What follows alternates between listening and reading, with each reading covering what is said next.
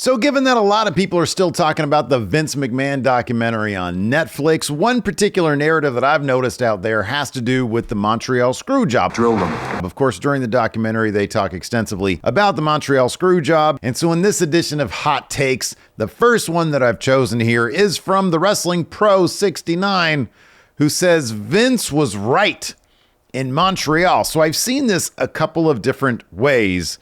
I've seen this debate. We've all seen this debate, play out within the various documentaries that have been out there, like the Dark Side of the Ring documentary about it. Obviously, there's the huge documentary that was produced during the actual Montreal Screwjob, Wrestling with Shadows, Hitman Hart. I've got my Hitman Hart Roots of Fight hoodie on right now because we're going to talk about this today. And I've always had I've never had one solid, definitive opinion, my own take on the Montreal Screwjob, because it is kind of the thing that you can see both sides on. You can see a variety of perspectives. You guys know, everybody knows the story, obviously. Bret Hart signed with WCW, and to avoid him showing up in WCW with the championship, or even Eric Bischoff being able to say, we've signed the WWF champion, Bret Hart, to WCW, and Bret not wanting to do the job to Shawn Michaels because he felt there was a perceived lack of respect. And in fact, Shawn Michaels seemed to verbally indicate that he had no respect for Bret Hart, or at least wouldn't assure him that he would treat him safely in the ring. Bret Hart decided to just say, I'm not going to do this. And then Vince McMahon had his hand forced and basically screwed him over there in Montreal, something that was pretty shocking. And of course, it led to the Vince McMahon character. It led to Bret Hart being upset about that, all that kind of stuff. So after sort of looking through a lot of different things, because I was like, what a great opportunity for me to finally sack up and come to a conclusion with this. Here's my conclusion here. Vince was not right in Montreal. There are a number of things I feel like Vince McMahon could have done that didn't lead to what happened in Montreal, the Montreal Screwjob. So the original problem Bret Hart had in dropping that title in Montreal had to do with the person he was going to drop it to, Shawn Michaels. According to Bret Hart, and I don't think this has been disputed, he went up to Shawn Michaels and said, hey, listen, I'll take care of you in the ring. I just want the same assurance from you. And he says, I got no problem doing the job to you. I'm paraphrasing right now, probably not very well. And Shawn Michaels says, yeah, well, screw you. I'm not going to do the same for you, or I would not do the same for you, right? So that left him in a lurch. Now Bret's got to go do the job in Montreal to Shawn Michaels. The next day on Raw, the previous week from Survivor Series on Raw, Eric Bischoff had already said, I've got a big announcement coming. So that next day on Raw, Eric Bischoff was going to announce, I've got Bret Hart. And in fact, he did do that. So any idea that Bret Hart could have asked Eric Bischoff to, hey, don't do this, I think is kind of out the window. He had already signed, I think, an agreement or agreed with WCW that, yes, I was going to be going there. That kind of gives away his leverage to a degree. Eric Bischoff, on the other hand, I don't think he could be trusted not to do that. And of course, he could have just told Bret, listen, you've got an agreement with us. I have to do what's best for my business. I've signed you to a ton of money. Of course, the next day, if you're still champion, I'm going to say that we've got their champion. So I don't think Eric Bischoff could have been trusted, nor do I think he was like anybody could reasonably say, yeah, go ahead and not announce you've got Bret Hart. That's kind of silly. Bret Hart, on the other hand, saying, oh, I'm not going to do the job to Shawn. And he had reasonable creative control. Legally, Vince McMahon was not in the right in Montreal. Legally speaking, Bret Hart had creative control, I guess reasonable creative control. Now, I guess there could be some waffling in terms of what that meant. Vince McMahon could consider, hey, it's not reasonable to not do the job in Montreal when the competition is going to be able to say that they've got you under contract the next day. I guess that could be argued from a legal standpoint. I'm not a lawyer, so I don't really know. In any event, the one thing Vince McMahon really probably should have done in this situation, which he didn't do, is go to Shawn Michaels and say, listen, dude, this can all be avoided if you just go tell Bret what he wants to hear. If you just go give every assurance that you respect Bret, that you appreciate Bret, that you've got Bret's back, that it's been great working with him, and then this is all should be water under the bridge. That's what he should have done. I think Shawn Michaels probably could have convinced Bret Hart to drop that title. But apparently he didn't do that. I think it's because Shawn Michaels was, I think he's even admitted he was kind of a piece of shit back in 1997. So I feel like that's the situation. I feel like Vince could have handled this in any number of other ways, but by the time he got to the actual day of the show, he hadn't, and his back was up against a wall, and he did the shitty thing, and that was the Montreal Screwjob. Now, us as fans, do we benefit from that? Absolutely. It's kind of cool to see, as Larson puts it, contract negotiations gone wrong in the ring. It's an epic moment. It led to the character of Mr. McMahon, which, of course, gave us tons of entertainment.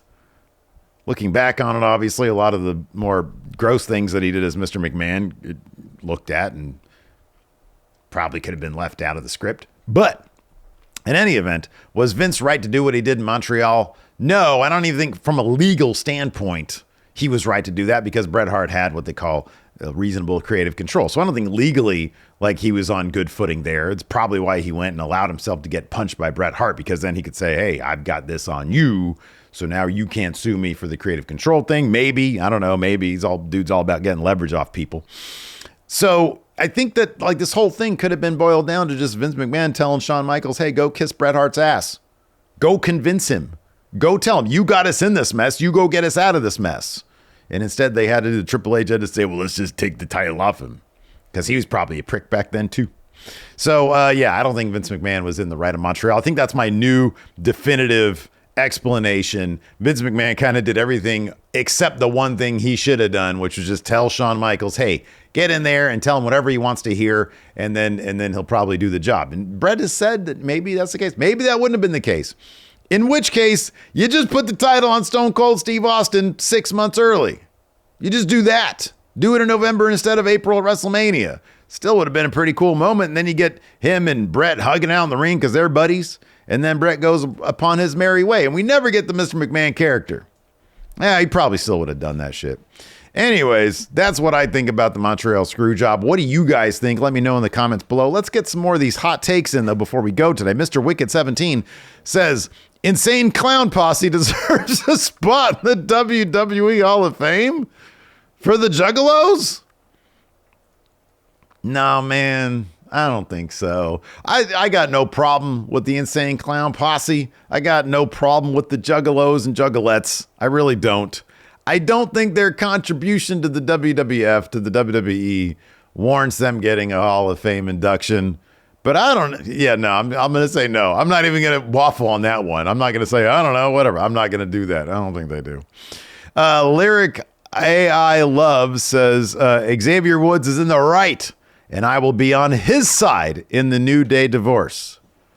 I don't know if that's even a hot take. I think a lot of people understand where Xavier Woods is coming from. Kofi's been acting like kind of an asshole. I don't think Kofi's really appreciating what Xavier Woods is going through, where his mental mind is. His mindscape, that's not right, where his head is right now. I don't think Kofi appreciates that, and I think he really should. He should just be like, okay, look, man, I know he said this last week. You get to be the quarterback. You decide what to do. No, that's just sort of passing the buck along. That's just washing your hands of it. Kofi needs to act on Xavier Woods' behalf. Going behind his back, telling that the LWO can show up whenever they want it. No, that's not good. Let's see here. The Wallinator says Triple H's reign of terror is the bloodline saga of the Ruthless Aggression era. Do explain. Both feature a top guy holding the top title hostage for years, a faction that elevated the sum of its initial parts and multiple iconic segments throughout their run. That's not a bad case to be made. That's actually a pretty, that's all right. I kind of like that. There are definitely some parallels there. Definitely. I don't think Triple H was as compelling a character as Roman Reigns ever was, though. And that's coming from a Triple H guy. I like Triple H. Ironically enough, as I wear my Hitman Bret Hart hoodie from Roots of Fight. Marvell says, hot take. Oh no, the Outrunners being pushed in any capacity proves that Santana was right to leave AEW. So here's the deal. I won't speak ill on the Outrunners, but I'm about to speak ill on the Outrunners. I love the gimmick. I love it. I love that they shoot those vignettes on what seems to be actual camcorders from the 1980s or 90s. I appreciate that. I really do. I love them sticking in character and saying that the Undertaker used to learn from them back in the day. That being said, as we've sort of learned over the past couple of years, the characters that really are able to get to that next level are kind of the ones that have some depth to them. I don't know how much depth you can get out of a couple of time travelers from the 80s or whatever they're supposed to be. I don't really know their origin story. Maybe that would help. When were they born? Are they actually like 60, 70 years old and they just look the way they do and they're just arriving on the scene now? What's the actual story of these characters? Once we get there, then maybe we'll figure out like what their ceiling is. But the fans love them. They're a lot of fun. It's just, I think in order for them to break through to that next spot, there's got to be more there. So I guess to a degree, I agree with this hot take.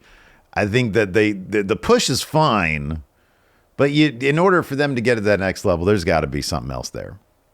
Scottish Bisque says WWE should move Raw off Monday nights during NFL season.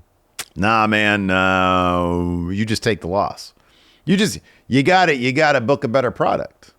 Because it's Monday. It's a tradition. It's an institution. Monday Night Raw.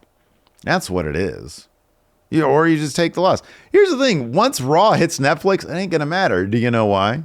Because I don't think Netflix is really going to, they don't publicize their numbers. The whole overall viewership thing, that's going to shift now simply to Fridays. And it's like whatever, Friday Night SmackDown. That'll be a good, litmus test for like, oh, how's the product doing right now? If that starts going down the shitter, even when Roman Reigns and The Rock show up, then you're going to have a problem. But with Netflix, they don't report on the numbers. So we have no idea what they're going to be. If they do release numbers, you can't trust them because it's like there's no Nielsen like reporting this stuff. Like Nielsen doesn't give a shit what the numbers are, so they're just going to report where they're going to report. That's why you can kind of assume they're accurate because they're not like, But with Netflix, like if they put out the numbers, you can't trust that shit. I don't think they're going to do that anyways. Super the Great 123 says it's obvious that Triple H and the creative team are putting more effort into the Cody and Roman program compared to Drew versus Punk. Last week, Punk came out to cut a promo. This week, Drew cut a promo. This feud needs to get physical before Bad Blood, Hell in a Cell. I get the feeling that probably, what do we got? One more Raw? We've got one Raw before Bad Blood. It'll get physical. It'll get physical Monday, and there's the possibility that it'll get physical when CM Punk is a guest ref at NXT. That's upon the CW on Tuesday. That's a possibility as well. I agree, though. I kind of feel like Triple H, I don't know look, I'm not there. I don't know what the creative structure is like. I really don't. I assume it's a bunch of writers throwing stuff at Triple H, and he'll approve this, he'll not approve that, et cetera, et cetera. But it does seem like there does need to be a little bit more energy or a little bit more effort placed into this feud. I thought the promos are good. You can only do like the one guy attacks the other guy so many times. I think you can only go to that well so many times. There hasn't been a lot of wrinkles in this feud. That being said, I think it's been a really terrific feud. I think it's been really cool. It's a feud of the year candidate. But yeah, I think the match is going to be really good. I think as long as the match is really good and memorable, then nobody's going to remember this. It's all about the match. And that's okay. AEW does that all the time. Eric Walker says wrestlers always look better without armpit or chest hair.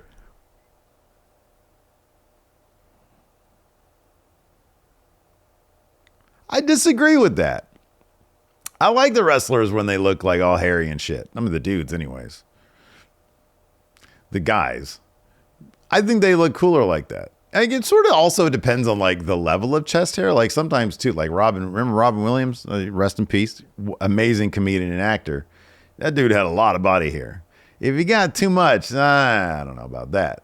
But like, a good decent amount of body hair, I think that looks, makes wrestlers look grizzled and like, real and, But like if you're just all smooth all over, like for some people it works, like Giovanni Vinci, that dude looks like he's made to be smooth.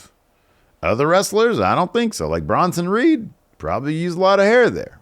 Don't think he needs to shave. Work Shoot Photo says, hot take, the only reason Metalingus isn't the most overrated wrestling theme is because Slow Chemical exists? If my math is right, you're saying that Slow Chemical is the most overrated theme in wrestling? Oh, I love Slow Chemical. The wonder of the world is... I like that one. On this day, they're both great. What are you talking about? Overrated? Those are amazing theme songs. I don't know what the most overrated wrestling theme song is. Real American, maybe? I don't know. John Packle is going to end us here.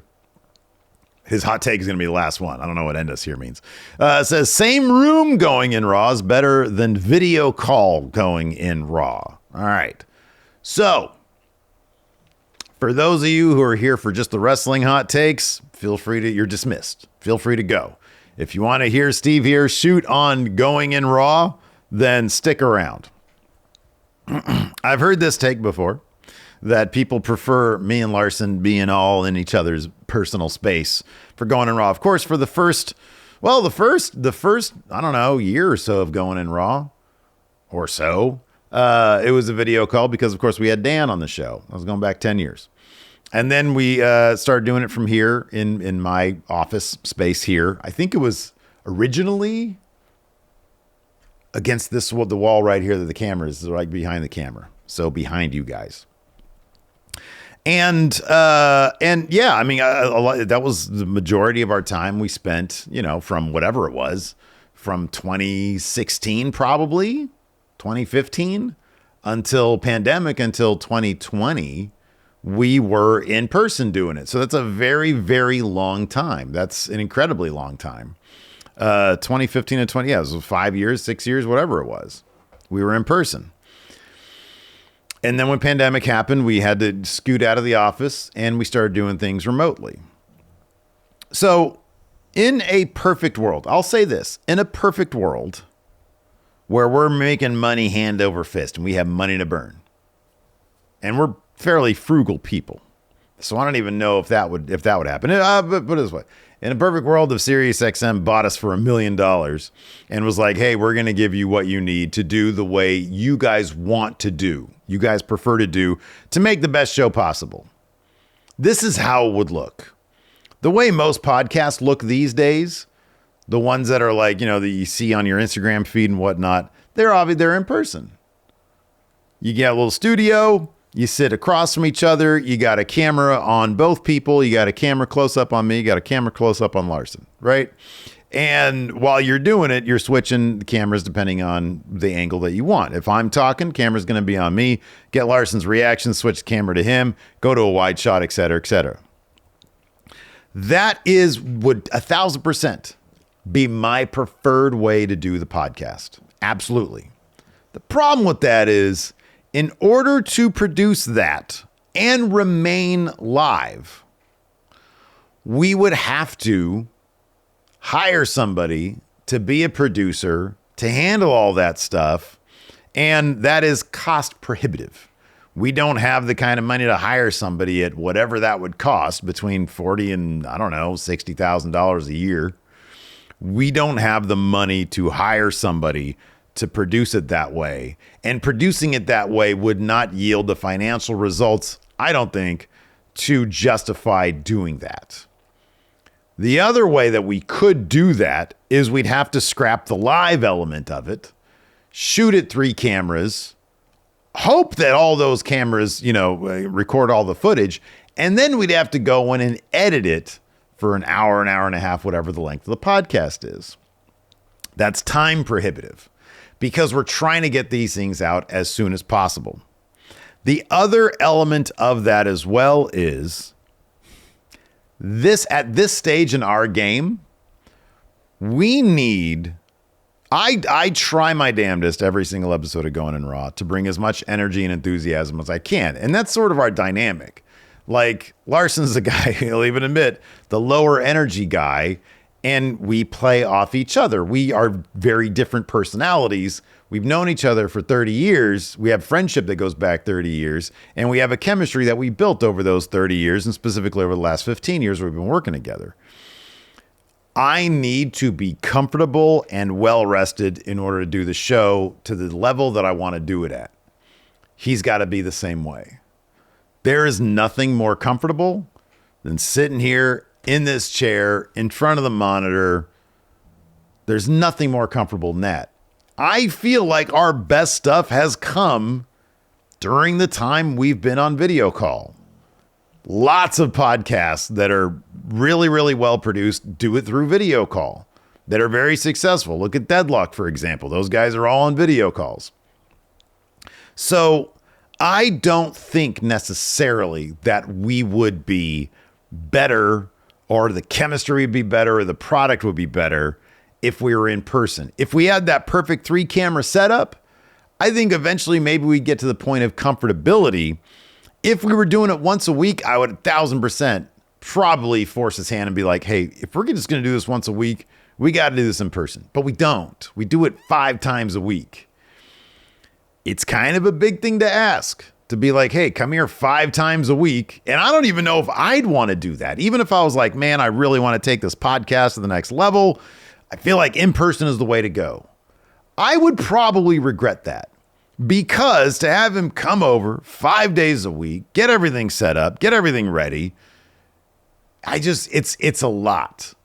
And I think that doing all that would detract from my energy, would make me more fatigued. If we had a producer, that's a whole other story. In order to have a producer, we probably have to have somebody buy us and provide us with those resources, because we simply don't have them. Like we make a certain amount of money, and I like that money.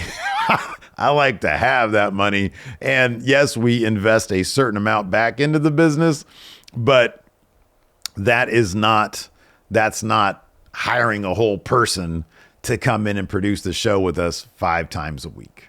We just simply can't go there. As much as I feel like doing it any other way, like just having a camera set up and that's the lone shot we got, I'm just not into that. Like in this day and age, if we're going to do in person in 2024, we're going to go all the way with it. We're going to have the 3-camera setup, close up, wide shot.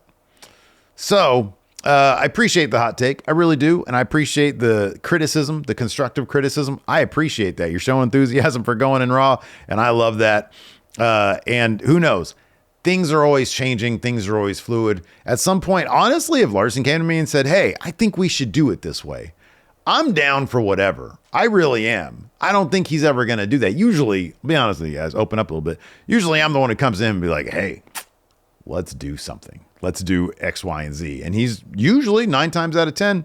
Yeah, okay. And I've at this point grown to understand what he'd be down to do and what he wouldn't be down to do. So 9 times out of 10, if I come to him with an idea, I know that it's an idea that he's going to be cool with and comfortable with. That's just our relationship at this point. So would I love to do in person? Absolutely, under the right circumstances. But those circumstances, unfortunately, probably aren't a reality. I'll put it that way. So there you go. Probably just went too long talking about Going in Raw. Felt a little self-indulgent. Apologies for that. Thanks for all your hot takes. Be sure to hit that subscribe button, notify bell, and then I was about to throw my thumbs up. And that thumbs up. Till next time, Wrestling Juice fam. I still can't believe that's a thing. Until then, Wrestle Juice fam. We'll see you guys around.